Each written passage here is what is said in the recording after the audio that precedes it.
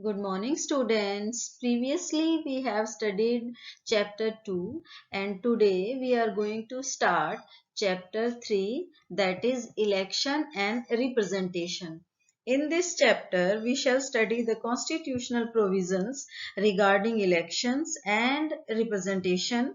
We shall focus on the importance of the methods of election chosen in our constitution and the implications of the constitutional provisions regarding impartial machinery for conducting elections. We shall also give a look at some suggestions for amending the constitutional provisions, or we can say the electoral reforms. All citizens cannot take part directly in making every decision. Therefore, representatives are elected by the people.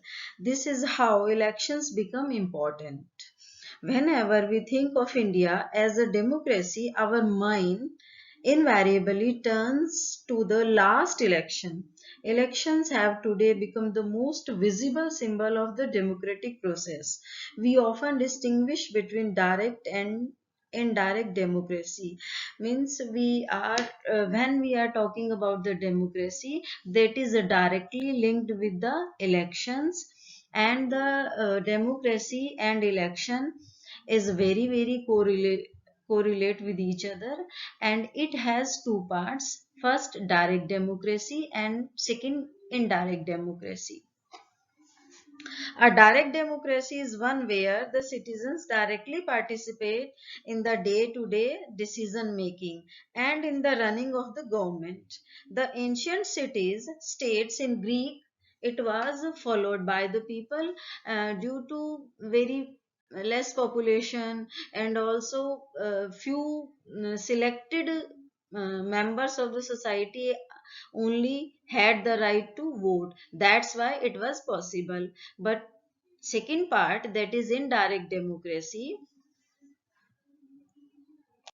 Indirect democracy, in such an arrangement, citizens choose their representatives who in turn are actively involved in governing and administering the country. People do not take part directly in the forming of rulemaking.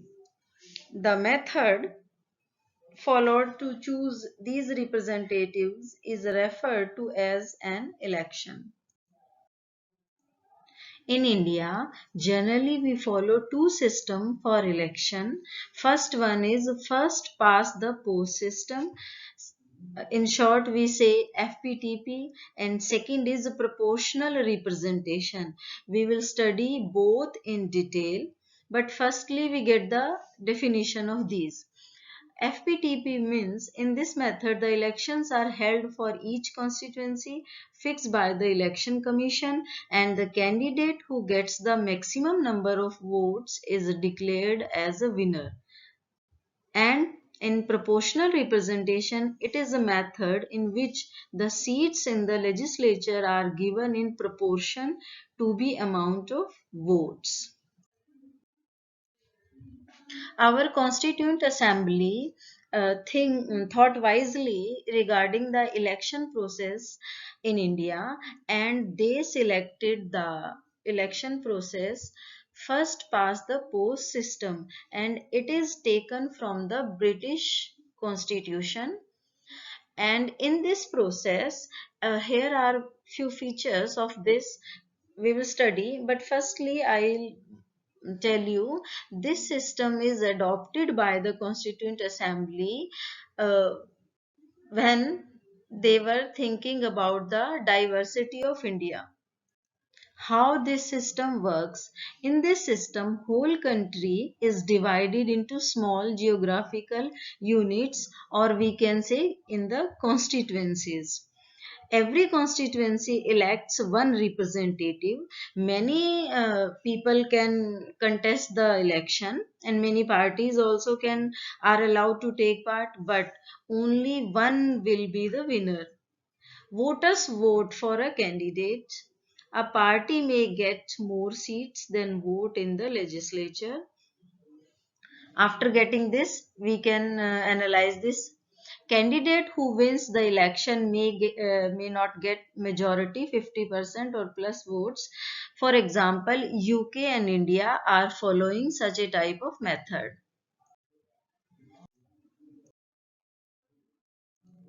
Now, the advantages or merits of this system. That's why our Constituent Assembly adopted this. First is the simplicity. In this method, easily candidate can be judged by the people.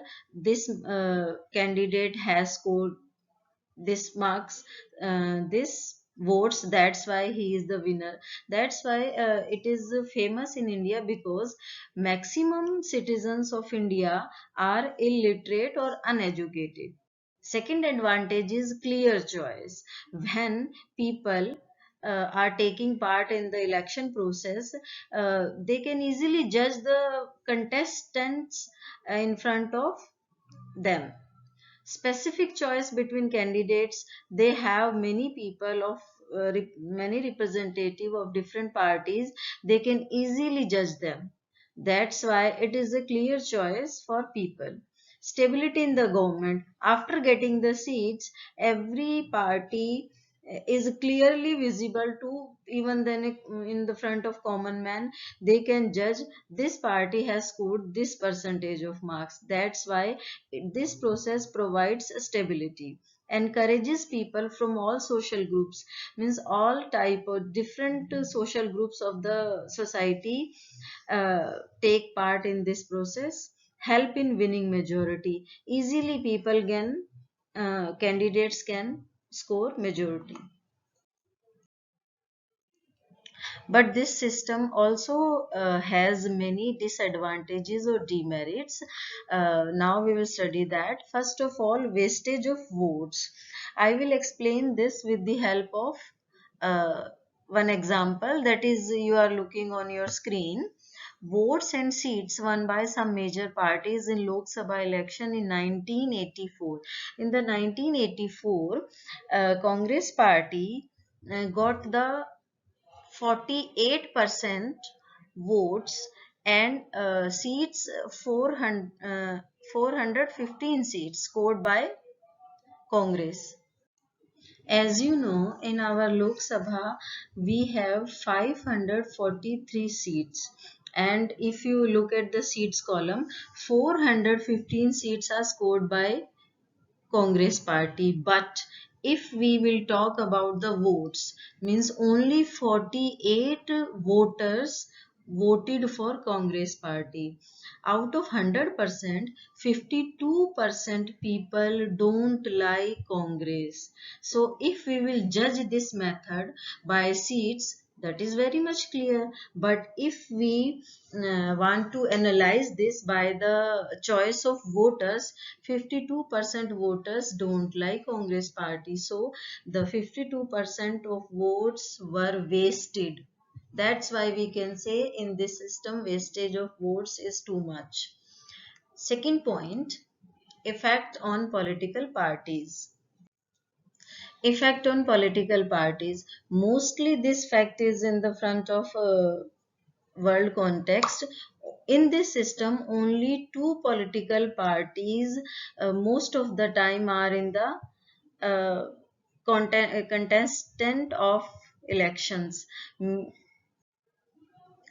Otherwise, this system prefers multi-party system, but generally only two parties are in the fame of voters list.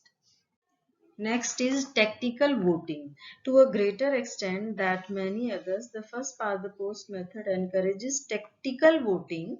Voters have an incentive to vote for a candidate who they predict is more likely to win, in preference to their preferred candidate who may be unlikely to win and for whom a vote could be considered as wasted. A spoiler may have received we are now discussing manipulation charges. A spoiler may have received incentives to run.